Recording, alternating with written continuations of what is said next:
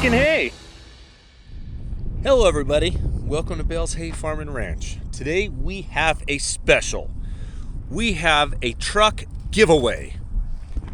This awesome truck was just found that's the Gila River at the end of a road with this tire off the ground. It looks as though they tried to tow it out with this and it broke. I would say that definitely broke.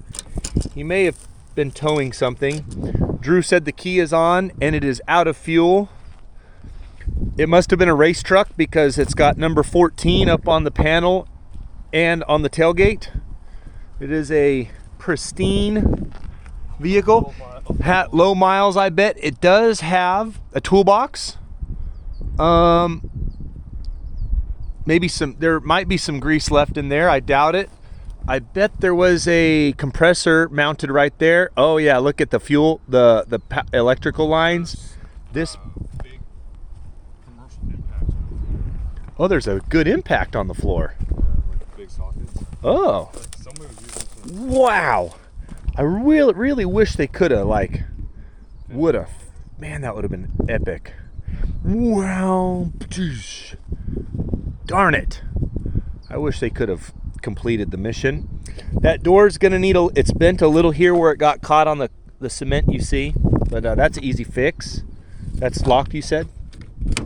Yeah,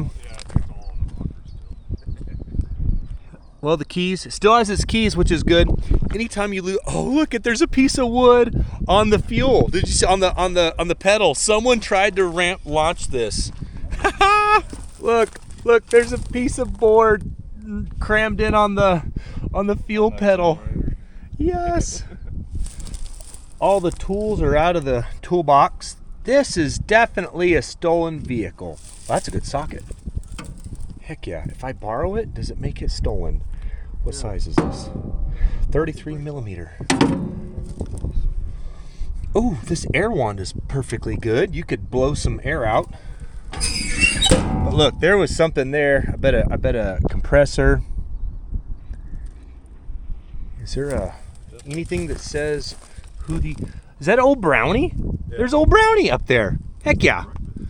Oh man. I wonder if I can find something in here that says what farm it came from. I'll grab my shovel.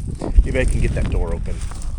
Not by prying it, by digging the dirt out. Anyways, we're not giving away the truck. All right, my irrigator found it this morning. Well, okay. So I climbed in it, and I didn't get poked by any needles, which is good. Found the registration. It actually belongs to my friend Donnie King, which you guys have seen on here. He's a manure spreader. I called him just now. I found your truck. He's like, great. There's a compressor in it? No, the compressor's gone. Is there a fuel tank on a trailer connected to it? No trailers, no fuel tank. So he had a 350-gallon diesel tank that this truck pulled around to service his trucks, and it's gone too. Well, he said he's going to call the sheriff, but I really don't see a point. He's like, maybe they can dust it for fingerprints. I'm like, dude, Donnie, come on. It's Buckeye. They're not going to do that. Poor Donnie. Good thing he buys these at auctions. It's probably $10,000 pickup or less, so whatever. Well, I feel like a detective. Look what we solved problems today already, Drew. Winning. We're running our little Challenger tractor, putting in borders, which is extremely important. We use the GPS. They've got to be straight. They have to be the perfect distance apart every time because everything is based off that width and that straight line. And those borders are what we irrigate between. So let's go fly the drone a little bit, watch this guy, and just try to have a good day today, right?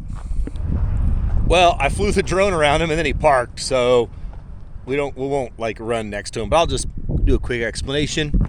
Here's our the border disc setup. This was built by a guy in Buckeye. He's built probably several hundred of them, but it's pretty cool. It could be adjusted several different ways. There's holes here, there's holes up here. I'm just not going to clean them off. There's another hole here, so you can spin this way more or that way. You could see at one point it was over here, but depending on the size of the border or the width of the border, you can change this, loosen these U-bolts or clamps, slide it in or out more. But we've been running this. It's pretty much been just like this for 10 plus years. But it makes this nice big border.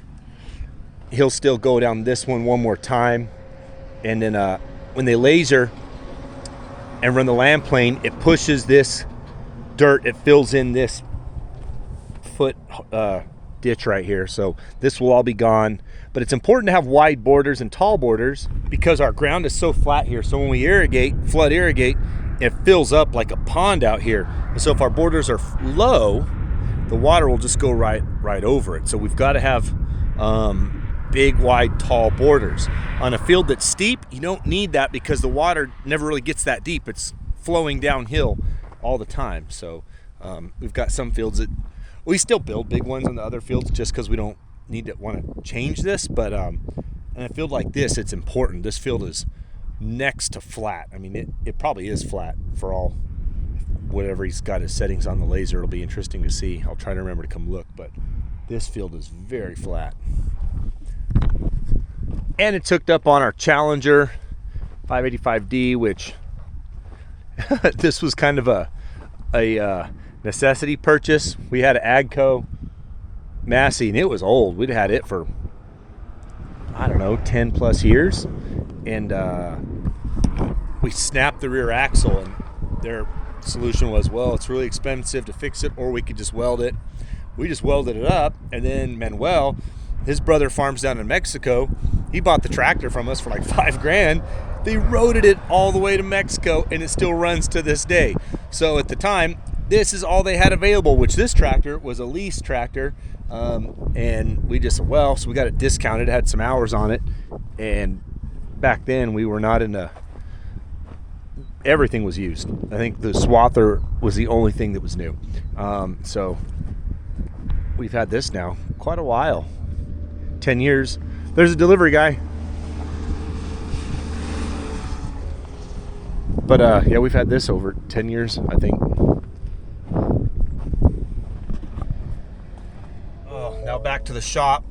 We were working on the squeeze yesterday, which you saw. Well, that was a different video. We were working on the squeeze, and I accidentally knocked off a wear plate. And there's a wear plate on either side of the mast.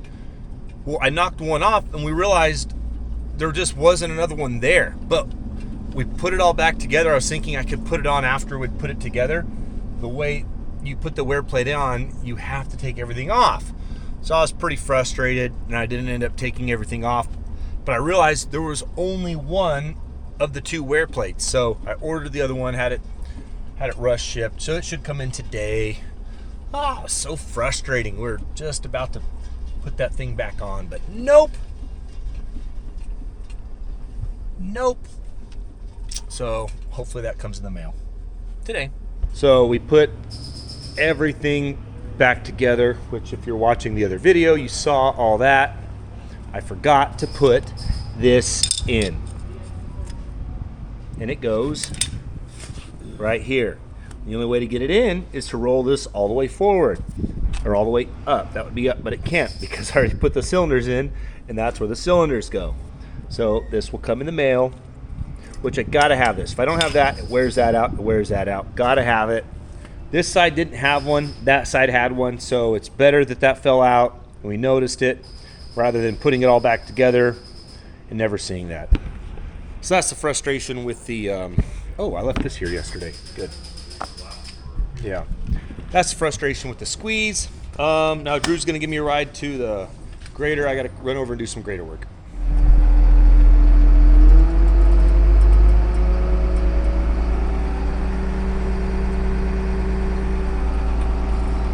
I like to see the RPMs. I always change this.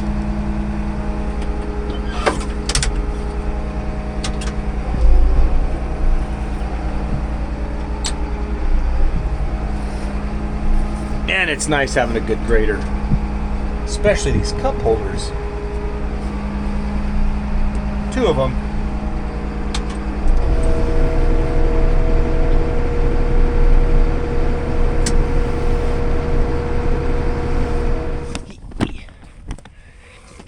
Oh, parked. Alrighty.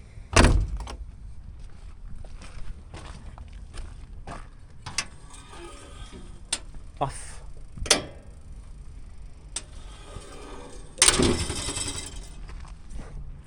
Came from North Dakota, so we had to warm it up in the mornings. Not down here. We don't. Oh, my keys. Dang it. Now we've got a monthly meeting on if we made money last month or not. Oh, the last several months haven't looked good, but we're finally catching up. We had a lot of expensive hay left over from last year, so things are finally looking good. Finally. So it's only been one day since that last video. Still sitting out, hasn't changed. He's greasing, servicing, looking his front end. 9430 got back from John Deere from some stuff, throwing codes, leaking places, so Chava's under there seeing if what they fixed is leaking or something new. So yeah, always something. So mad about that at myself mostly. What an idiot.